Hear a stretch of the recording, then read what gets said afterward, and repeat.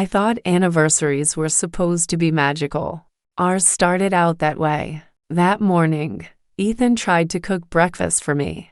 The pancakes were burned, the eggs half raw, and the kitchen looked like a tornado hit it. But I laughed, because there he was standing, in front of me with flour on his shirt and the biggest grin on his face. He handed me a folded note, just a piece of paper, messy handwriting, nothing fancy. But when I opened it, my eyes filled with tears. 1 year down, forever to go. That night, we dressed up and went to dinner. We held hands across the table, laughed about our first date, and talked about what our future might look like: kids, a home, growing old together. I remember thinking, this is the life I always wanted. But life doesn't always wait for the perfect time to break you. Sometimes it happens in the middle of your happiest moment. When we came back home, Ethan lit the little cake he had bought. He set it down gently and handed me the knife to cut it. Just as I was about to, the doorbell rang. I sighed. Who could that be at this hour? Ethan went to answer it. And when he opened the door, my heart dropped. A young woman stood there with a baby on her hip. Her eyes looked tired, but her voice was firm. "She's your daughter," she said. "She's 1 year old." The knife slipped from my hand and clattered onto the table. My whole body went numb. I turned to Ethan, praying he'd say it wasn't true, praying he'd deny it. But he didn't say anything, and that silence told me everything I didn't want to know. That night, I couldn't sleep next to him. I took a pillow and walked into the guest room.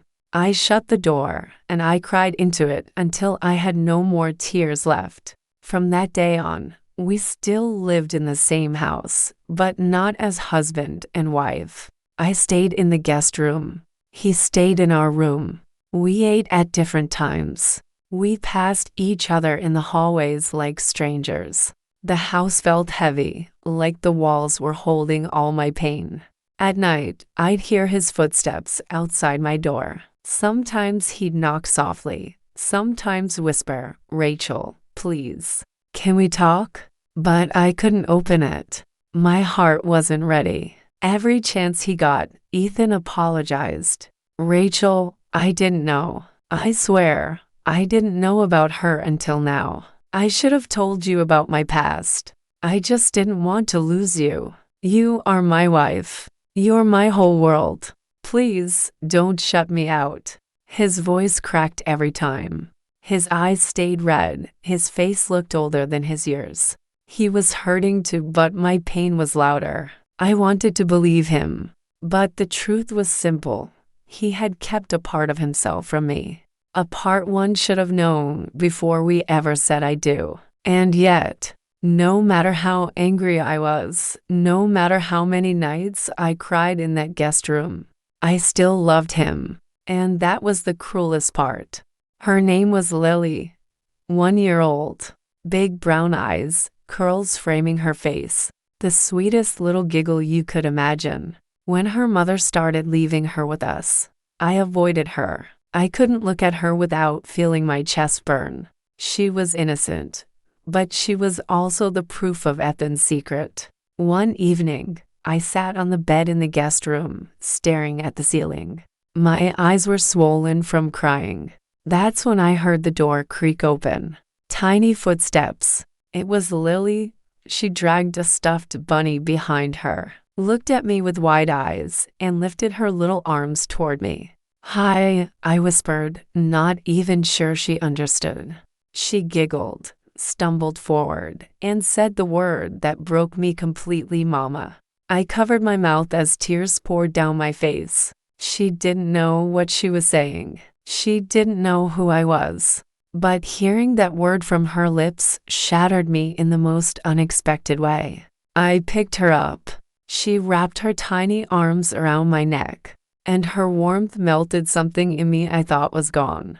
That night, when I finally calmed Lily down and laid her in her crib, I looked up and saw Ethan standing in the doorway. His eyes were filled with tears. Thank you, he whispered. His voice broke. For holding her. For not shutting her out. For not giving up on me completely. I didn't answer, but I didn't look away either. The days that followed weren't suddenly perfect. I still stayed in the guest room. I still flinched when Ethan's hand brushed mine. But something had shifted. Lily became the bridge I didn't know I needed. She would crawl into my lap, giggle when I read her books, fall asleep on my shoulder. And slowly, I stopped resisting.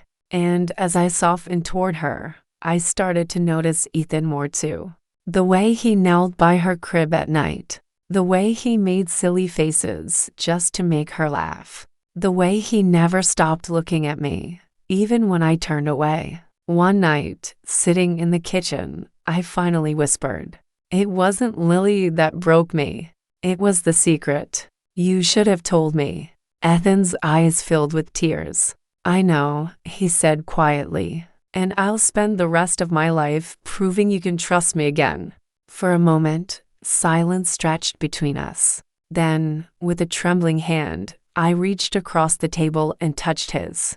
It wasn't forgiveness, not yet, but it was the first step. Our first anniversary didn't end with romance. It ended with heartbreak, distance, and tears. But it also gave me something I never expected. Love isn't about flowers, fancy dinners, or perfect plans. Love is staying when it would be easier to leave. It's trying again when your heart says no. For me, forgiveness didn't start with Ethan.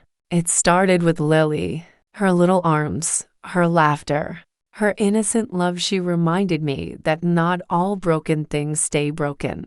Some can be pieced back together, slowly, carefully, painfully, but beautifully. That's how my first anniversary broke me, but also showed me what love really means.